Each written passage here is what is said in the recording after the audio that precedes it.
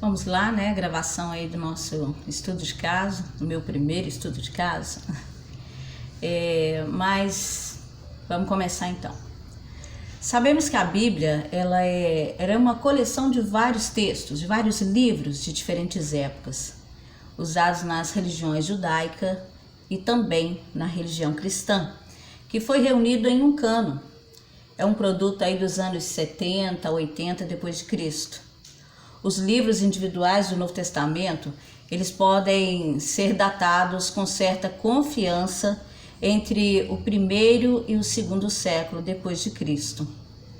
A Bíblia ela é afirmada como um livro de relatos históricos, porque muitos dos seus registros são comprovados através da arqueologia, né? Um dos achados mais importantes dos últimos tempos foram os manuscritos do Mar Morto, em 1947. A partir de então, foi dado início a uma pesquisa que se estendeu até 1956, em 11 cavernas, em várias localidades ali próximo ao Mar Morto. Foi encontrado todo o texto do Antigo Testamento, com exceção do rolo de Esdras. O Novo Testamento tem cerca de 24.000 cópias dos originais.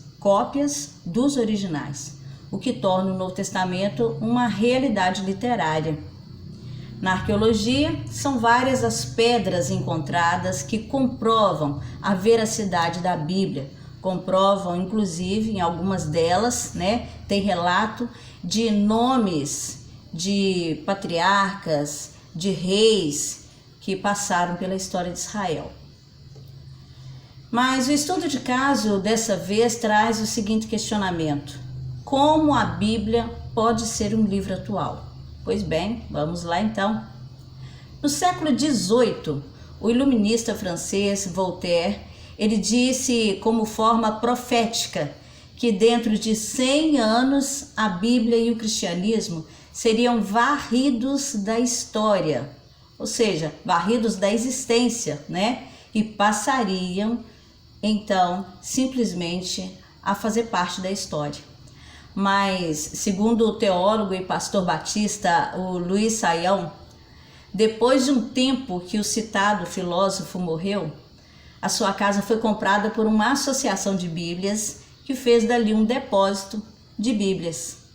Voltaire se foi e a Bíblia está aí por aí, né? E muito bem, obrigada. É um livro, então, que resiste tanto tempo e tantos ataques. Pois é, só pode ser mesmo um livro guardado e protegido pelo autor e criador do universo. Uma marca que mostra a atualidade do conteúdo das Escrituras é a justiça apresentada. No Salmo 119, são 176 versículos destacando a felicidade daqueles que obedecem a essa lei. Já lá no Pentateuco, são 613 leis apresentadas, ou seja, um código civil, não é assim? Onde se encontram os 10 mandamentos, dos quais 4 desses mandamentos, os 4 primeiros, eles são referentes a Deus e os 6 últimos referentes ao próximo. Lei e justiça. Não é isso que mais se busca nos dias de hoje? Por outro lado, nós vivemos uma época em que nos falta liderança e referência, o que nos leva ao livro de Juízes, livro do qual eu estou estudando agora no momento, quando cada um agia de acordo com os seus próprios pensamentos.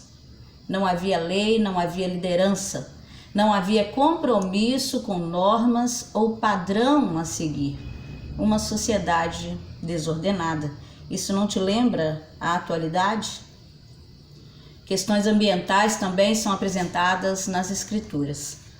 Um Deus ecológico que tem zelo com a preservação da natureza. Isso é tremendo. Aí eu te convido a ir comigo lá em Deuteronômio, capítulo 22, os versículos 6 e 7.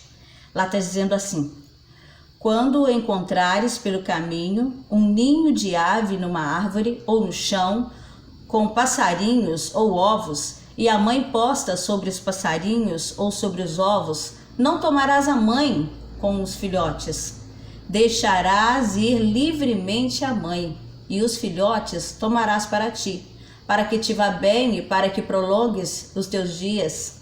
Pensa só, por que deixar a mãe em liberdade, pegar os ovos ou os pássaros, os filhotes?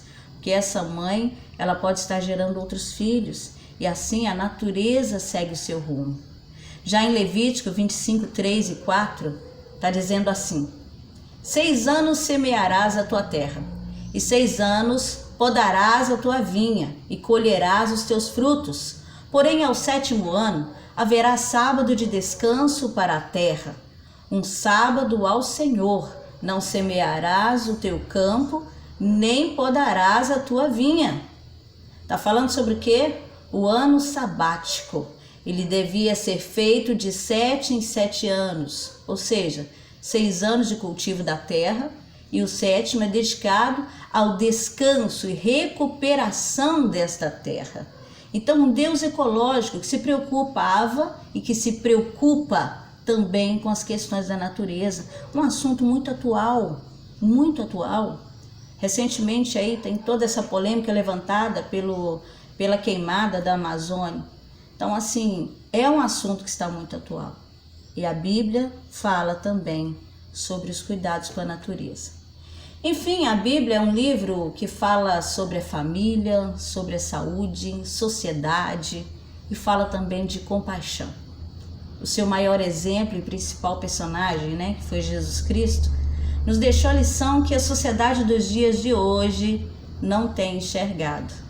A felicidade se encontra na simplicidade e não naquilo que nós podemos comprar ou adquirir com um preço às vezes alto demais, como tem sido no caos dos dias de hoje, não é? A gente deixa o nosso tempo com a família, a gente deixa de cuidar da saúde para correr atrás de uma felicidade momentânea, e que muitas vezes, geralmente, na simplicidade se encontra essa felicidade tão desejada. E a Bíblia fala sobre isso. Há quem pense ser a Bíblia um livro ultrapassado e nada atual. Alguns até mesmo chegam a afirmar que religião é marca de inferioridade ou de ignorância. Fato é que sem uma relação saudável de fé e sem o contato com o Criador, a sociedade adoece e o mundo vira um caos. Então a pergunta é essa: a Bíblia, mesmo escrita há tantos anos, ela ainda pode ser atual? Sim, ela ainda pode ser atual, ela é atual. E existem muitos outros fatores que eu não apresentei aqui. Mas sim, tem como provar. A Bíblia é um livro mais atual do que os jornais, do que a internet, do que tudo que presenciamos nos dias de hoje. Tem alguma dúvida? Procure na Bíblia. Com certeza a resposta está nela. Boa tarde.